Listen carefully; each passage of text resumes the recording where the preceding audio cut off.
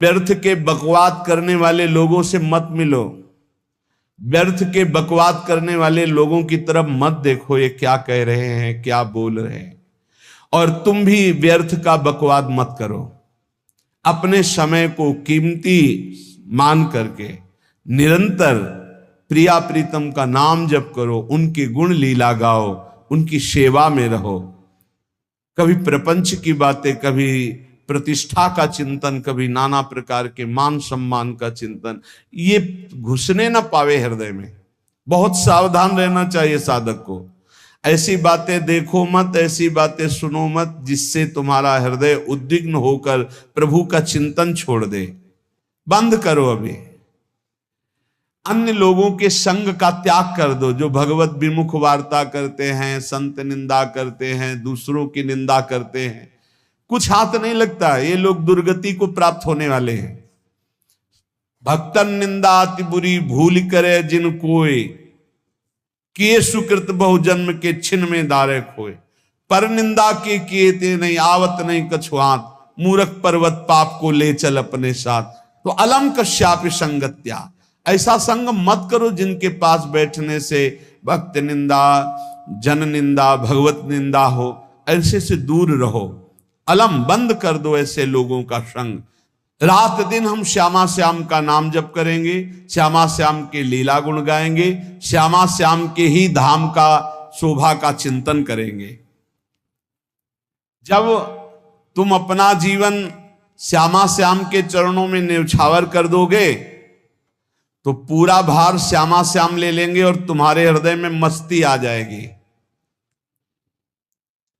जो ऐसा निश्चयी होता है, दृढ़ निश्चयी, उसके अंदर दृढ़ विश्वास, तो उसके हर समय भगवान की स्फूर्ति होती रहती है। भारी प्रतिकूलता में भी भगवान का सानिध्य अनुभव होता है।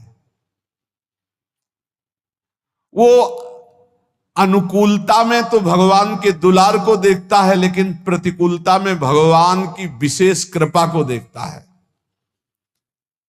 ये संयोग, ये वियोग, संसार की ये द्वंद्वमयी वृत्तियां भक्तों के हृदय में नहीं चुभती। आए की हुज्जत नहीं, गए की तलाश नहीं, क्योंकि नित्य संयोग भगवत स्मृति के प्रभाव से प्रभु का रहता है।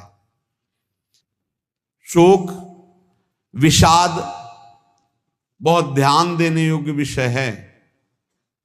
तभी लोगों को ऐसा लगता है कि ऐसा कैसे हो सकता है। भक्त के चरित्रों को जब सुनते तो लगता है ऐसा कैसे हो सकता है, ऐसी परिस्थिति में भी ऐसा कैसे हो सकता है।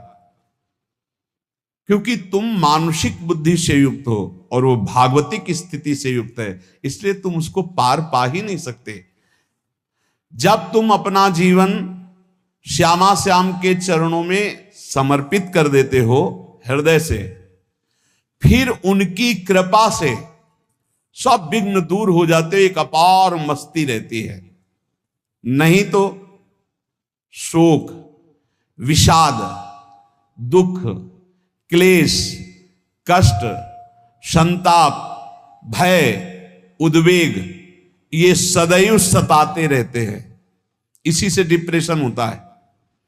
बार बार नकारात्मक चिंतन, शोक, विषाद, दुख, चिंता, क्लेश, संताप, भय, उद्वेग, यही पूरे मानसिक स्तर को नष्ट कर देते हैं। उत्साहहीन जीवन हो जाता है। जब तुम श्यामा श्याम को समर्पित हो जाते हो तो ये सब प्रवेश भी नहीं करते, एक अपार मस्ती बनी रहती है। अब क्या होगा? श्यामा श्याम जो करेंगे वही होगा। श्यामा श्याम पता नहीं कैसा करें, नहीं, वो सदैव मंगल भवन है, वो जो करते महामंगल होता है। यह निश्चय उपासक के हृदय में आ जाना चाहिए। इसलिए अपना सारा मन, सारी बुद्धि, सारा जीवन, प्रत्येक श्वास प्रभु को अर्पण कर दो, फिर देखो तुम निहाल हो जाओगे। दुख, शोक, विषाद, क्लेश, कष्ट, संताप, भय, उद्वेग, ये उसी को व्यापते हैं जिसने अपने जीवन को प्रभु के चरणों में अर्पित नहीं किया। इसलिए तुम अपना सारा मन सारी बुद्धि, सारा जीवन, प्रत्येक श्वास केवल प्रभु को अर्पित कर दो। फिर देख लेना श्वास कैसे अर्पित की जाती, राधा राधा राधा। बुद्धि कैसे अर्पित की जाती, एकमात्र निश्चय कि भगवत सुख ही सुख है, ये जागतिक सुख सुख नहीं, ये दुख है, ये ऐसा दलदल है जिससे आज तक कोई नहीं निकल पाया। सारा मन, हम मन से केवल प्रभु का मनन करें, बार बार मन को संसार से हटा के नाम में, रूप में, लीला में, धाम में लगाएं। बहुत प्रसन्नता हो जाती है उस उपासक के हृदय में जो अपना मन बुद्धि प्रभु के चरणों में अर्पित कर देता। भगवान ने तो इसको बहुत उत्तम स्थिति बताया है कि मेरे से कभी वो अलग हो ही नहीं सकता यदि मन बुद्धि अर्पित कर दिया। मयि एव मन आधत्स्व मयि बुद्धिम निवेशय, तो निवश्य मयि एव अत ऊर्ध्वम न संशया। बिल्कुल संशय नहीं, वो मेरे में ही निवास करेगा जिसने मन और बुद्धि अपनी मेरे में अर्पित कर दी। बहुत प्रसन्नता रहेगी उस उपासक के जीवन में जो अपने आप को मन बुद्धि सहित प्रभु के चरणों में समर्पित कर दिया है। भगवान का आश्रय लेने वाले की पहचान है हर परिस्थिति में प्रसन्न रहना। देखो आप भगवद आश्रित हो कि नहीं, देखो अनुकूल परिस्थिति में तो सब प्रसन्न रहना, लेकिन प्रतिकूल परिस्थिति में प्रसन्न रहना ये भगवान के भक्तों का लक्षण है। हर परिस्थिति में प्रसन्न रहना ये भगवान के भक्तों का लक्षण है। आनंदगन भगवान का आश्रय मिलते ही आनंद छा जाता है हृदय में।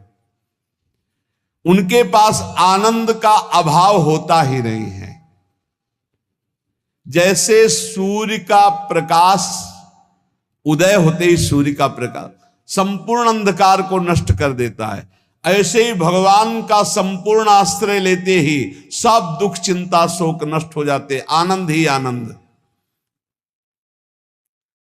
तुम भगवान के मंगलमय रूप को नहीं जानते हो, पर उनके मंगलमय भाव को, विधान को मानना शुरू कर दो। जो भी होता है मंगलमय होता है।